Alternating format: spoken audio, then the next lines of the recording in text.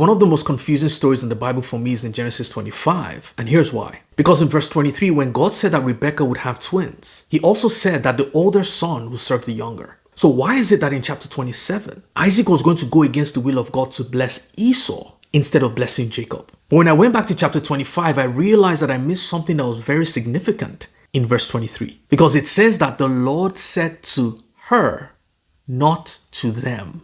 God revealed that the older will serve the younger to Rebekah. He didn't reveal it to Isaac. There's a lot more to this story, and I go into more detail in this clip from our live Bible study, which happens every single day except for Sundays between 6 to 7 p.m. Eastern Standard Time. And I also share another powerful insight from this chapter that you may have missed. Check it out. Verse 22 says, but the children struggled together within her, and she said, if all is well, why am I like this? So she went to inquire of the Lord. Again, this is the first time we're seeing twins. This is the first time that Rebekah is getting pregnant. The first time she's conceiving, it's twins. Because she's like, if all is well, then why am I like this? Like, this doesn't feel right. So it's not every uncomfortable situation that is abnormal. It could just be an indicator that you're birthing something different. That's a word for someone today. So the fact that you're going through some stuff doesn't necessarily mean that the devil is behind it, which is why we need the spirit of discernment to know when the devil is hindering something and when God is actually trying to birth something through you. Because the experience can look the same, but the source is different. So she was getting ready to give birth to twins. Most people are giving birth to one child. She's getting ready to give birth to 2 children at once. Your experience, your journey is going to be different. I love the way she went to inquire of the Lord. There are different types of prayer, and I feel like this is something that I'm probably going to do at some point. It's not something that I've gotten like full revelation of, but there are different types of prayer. But I feel like the reason why our prayer lives aren't producing the results that they're supposed to is because we are using one prayer for all situations. There's the prayer of petition. There's the prayer of inquiry. There's the prayer of faith. The challenge is we're using one prayer for all situations. She went to inquire of the Lord. That's a form of prayer. She wasn't asking God for anything. This was a prayer of inquiry. This was a prayer where the answer to the prayer is not something. The answer to the prayer is a word, is wisdom. So she went to inquire of the Lord. Another place we see this is when David inquired, should I pursue or should I stay? Will I have victory or won't I? So she went to inquire, God, what is going on? Which also shows me that Rebekah at this point had begun to form a relationship with God. Because remember, she came from Abraham's place in Syria to marry this man in Canaan.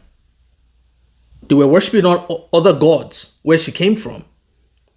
At this point, she's now adapting. Now she's adjusting. Now she's serving his God to the point where she's able to inquire of the Lord. And the Lord said to her, and this is going to be very critical. The Lord said to her, not the Lord said to them. So she inquired, and God spoke to her, not to her and Isaac. And you're going to see why that's important in a second. And God tells her that 2 nations are in your womb. Think about this. Because I feel like this experience would have deepened Rebekah's faith. It's one thing for God to tell you that you're going to have a child. If a child comes, that's normal. You see it everywhere. People are giving birth. But God is telling you they're going to have twins. This is a specific word. Twins are rare. They don't just happen. These are rare situations. So for her to be convinced that the word that she's hearing is from God, how do you think she would have felt actually seeing twins come out from her? That means she's like, God was speaking. I really heard from God. And you see why I say that? Because when she eventually gave birth, it says, indeed, Verse 24 says, so when her days were fulfilled for her to give birth, indeed, they were twins in her womb. So she's like, wow, it actually was real.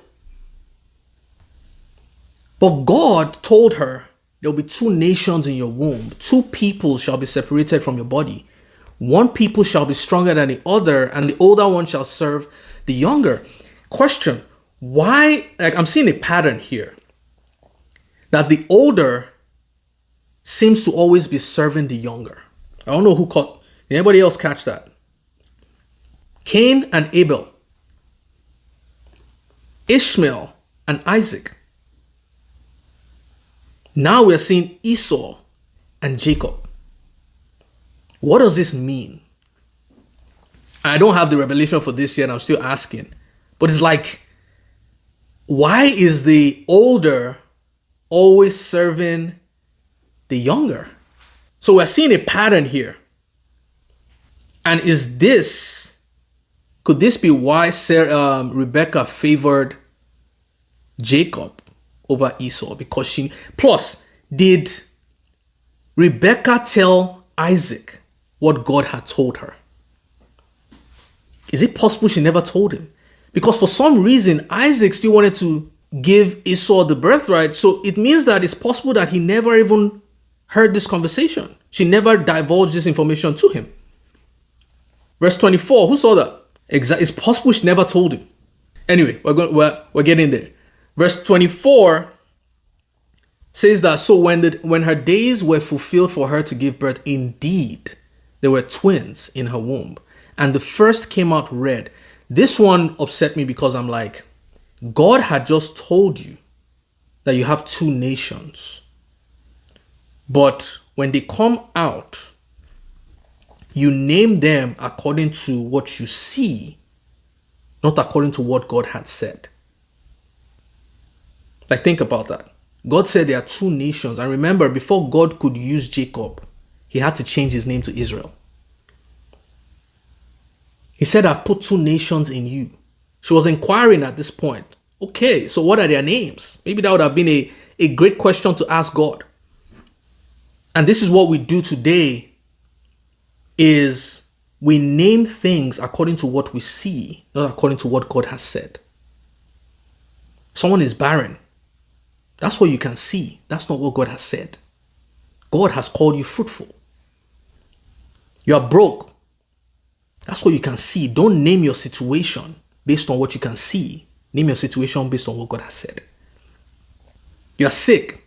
I can never be sick. I caught that revelation years ago. I can never be sick. What are you calling the things in your life?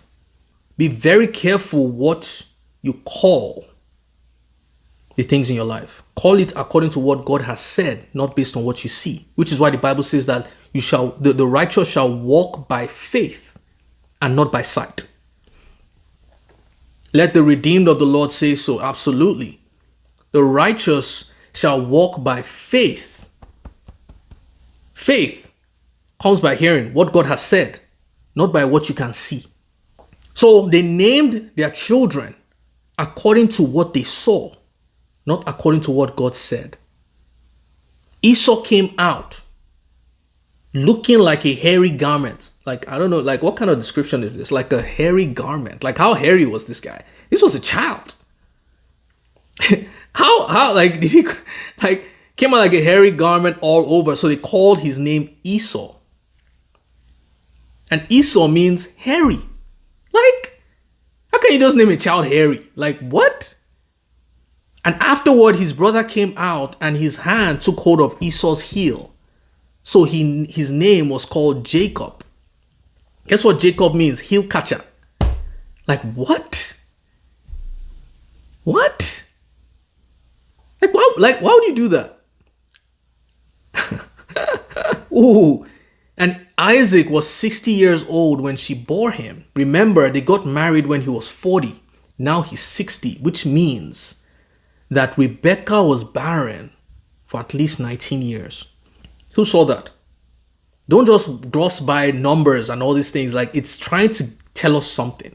Thanks for watching. If you love this clip and you've been searching for a way to study the Bible to receive revelation and not just to gain information, I'm currently doing a live Bible study session every single day between 6 to 7 p.m. Eastern Standard Time, where I show you how you can begin to discover the things that God has hidden underneath what is written. You know, our biggest advantage today is revelation, because revelation is what makes our prayers more effective. Revelation is what gives us direction. It is what empowers us to see things and opportunities that most people miss. And so definitely check it out. We're currently studying the books of Genesis. We're going to move on to the 4 Gospels, Acts, and then the book of Romans. I'm hoping to see you guys later today. Take care. Thanks for watching again. Bye-bye.